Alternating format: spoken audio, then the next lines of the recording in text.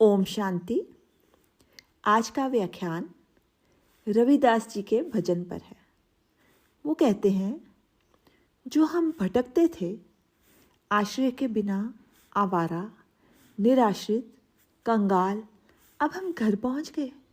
युग युग से भटका बालक अपने घर की खोज में भटकता है, अपने पिता की खोज में भटकता है। घर मिलता है तो कितनी खुशी मिलती है। शिव संसार का पहला आदमी है। सिर के मटके सब पुराने हैं, माल भी पुराना है। मुझे इनमें नई चीज़ डालनी है। पहले इसमें बासी चीज़ें पड़ी हैं। बासी में वासी डालना तो आसान है। बासी में बासी डालना तो आसान है, नया डालना मुश्किल है। नया डालने के लिए पहले बासी निकालना होगा। सृष्टि के निर्माण के बाद भगवान ने जोड़े बनाए थे, मुर्गा मुर्गी, कुत्ता कुतिया, घोड़ा घोड़ी आदि आदि। माया के बिना सृष्टि टिकेगी कैसे? लेकिन मनुष्य अकेला पैदा किया था, पूर्ण, अपने जैसा। पूर्ण में मांग क्या रहती थी?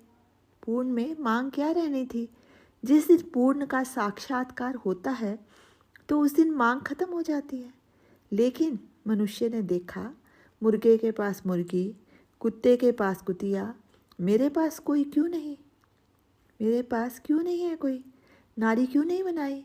मनुष्य की वासना के कारण मनुष्यों में दुखों का सर्जन हुआ।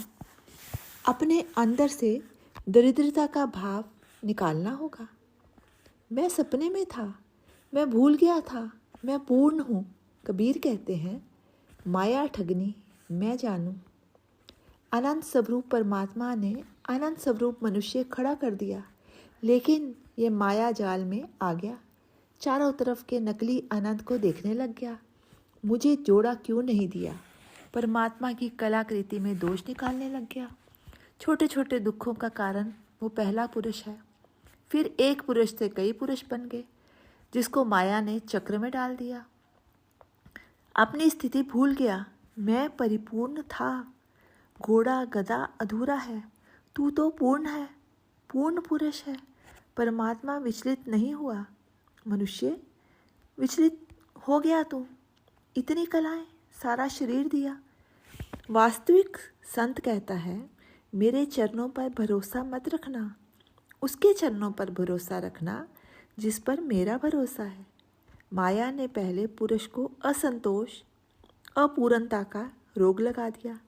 एक वासना खत्म होते ही दूसरी वासना शुरू हो जाती है। यही कम नहीं, मरने के बाद स्वर्ग मिले। जीते जी तो है ही है वासना, मरने के बाद की भी रखता है वासना। मरने के बाद फूंक देते हैं, उसके बाद भी इससे बढ़िया चाहिए।